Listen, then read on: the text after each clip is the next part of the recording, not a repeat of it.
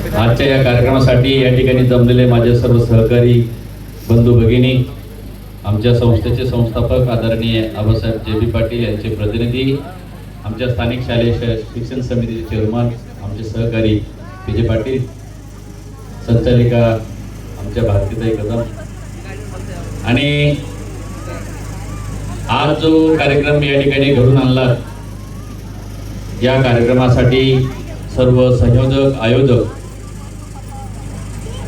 इयत्ता 10वी सन 2011 आणि 12 या शैक्षणिक वर्षाची बॅच आजच्या या ठिकाणी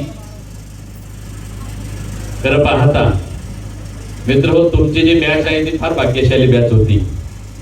कारण मला वाटतं बरेच जणांना आठवण पडली, तुम्ही आमच्या पैशाचा पेढा खाल्ला. कारण आमचं जे विद्यालय आहे हे सप्टेंबर 2006 मध्ये 60% शासनाकडनं आम्हाला अनुदान प्राप्त झालं होतं. आणि त्यावेळेस तुम्ही इयत्ता 5वी मध्ये प्रवेश घेतलेला होता जून 2006 मध्ये, आणि आमचं विद्यालय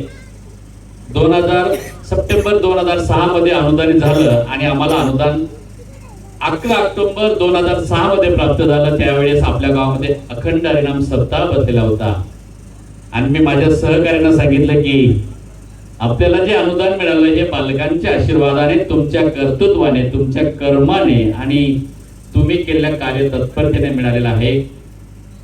पहिला पेढा हा माझ्या आईवडिलांपेक्षा, माझ्या गुरुजनांपेक्षा देण्यापेक्षा माझ्या सर्व बालकांना द्यावा, आणि तो पेढा सर्व बालकांना दिला होता. आणि तो दिवस मला आठवला.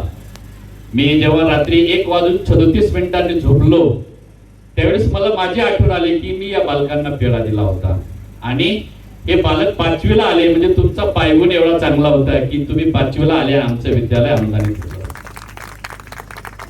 कारण अनुदान मिळणं सोपं नव्हतं मित्रांनो. अनुदानासाठी तुम्ही 14 वर्षाचा वनवास म्हणावा लागणार नाही त्याला, तर तुम्ही 14 वर्षाची तपश्चर्या करून, संकटमय जीवन जगून, संघर्षमय जीवन जगून 14 वर्षांनी आमच्या विद्यालयामध्ये आलात, आपल्या विद्यालयामध्ये आलात. मला त्यावेळेस आठवत आली की ही बालकं फार भाग्यशाली आहेत की ही बालकं आली आणि विद्यालयाला अनुदान मिळालं. तर असो बालकांनो, तुमच्यामध्ये मुलगा कितीही मोठा झाला तो बापासाठी मुलगा असतो, मुलगी कितीही मोठी झाली तर ती बापासाठी कन्या असते. तुमचे पायगुण आम्हाला फार चांगले लाभले आणि अनुदान मिळालं.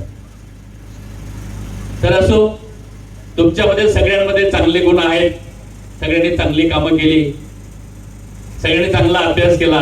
एकदा मला आठवतं धनराज बोलता बोलता बोलून गेला की तुम्ही माझ्या बापाला सांगितलं की तुमचा पोरगा काही शाळा शिकणार नाही, हा ढोलकी वाजेल, तमाशा काढेल, एक तर बँड काढेल.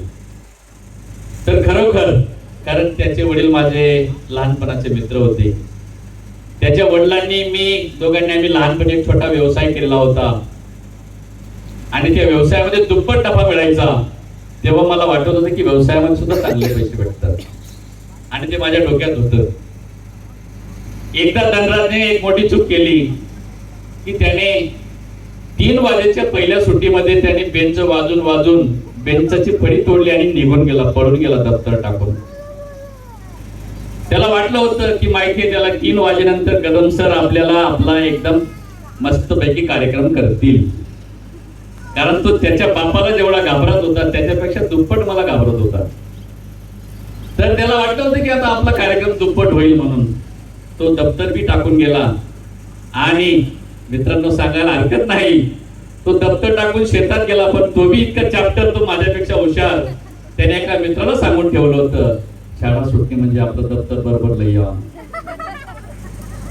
मला वाटत होतं याचं दप्तर शाळेत आहे बरोबर येईल, पण तो माझ्यापेक्षा चॅप्टर निघाला. आणि मलाही वाटलं की अरे पोरगा आपल्यापेक्षा पुढे निघाला. दप्तर त्याचा मित्र, कोणता मित्र घेऊन गेला मला समजू दिलं नाही, दप्तर त्याच्या घरी गेलं.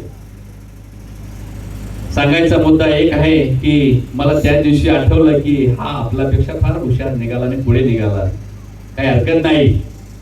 परंतु तुम्ही तुमच्या व्यवसायामध्ये प्रत्येक जण चांगले प्रामाणिक राहा. हे पहा, चांगलं केलं तर निश्चित चांगलं भेटतं. मी सगळ्यांना अगदी जवळून पाहिलेलं आहे आणि आजही तुम्ही मला सगळेजण जवळून ओळखतात, तुम्ही मी तुम्हाला जवळून ओळखतो. आणि गुरु आणि शिष्य याचं नातं इतकं घट्ट असतं, असं घट्ट असतं. गुरुजी कितीही म्हातारा झाला आणि विद्यार्थी किती मोठा झाला, म्हणजे गुरु किती म्हातारा झाला थकला आणि शिष्य किती मोठा झाला, तरी गुरु आणि शिष्याचं नातं हे अगदी अविस्मरणीय असतं.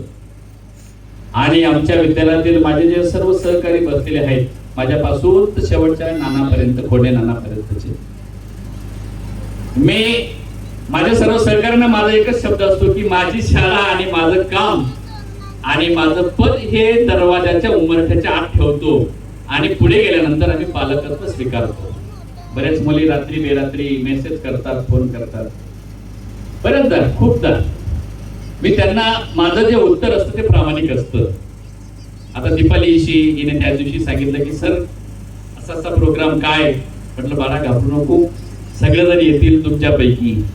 तुमची 29 विद्यार्थ्यांची बॅच होती, मुलं 14 होते आणि मुली 15 होत्या.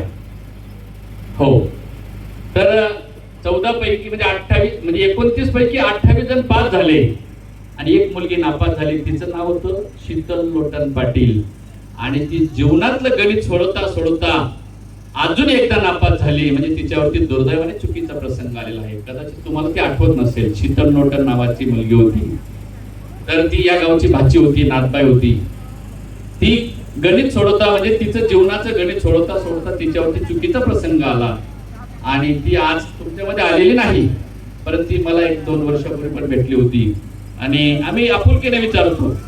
कारण का आमचा विद्यार्थी म्हणजे आमचा पोटचा पोरगा असतो आणि आमची विद्यार्थी म्हणजे आमची कन्या असते.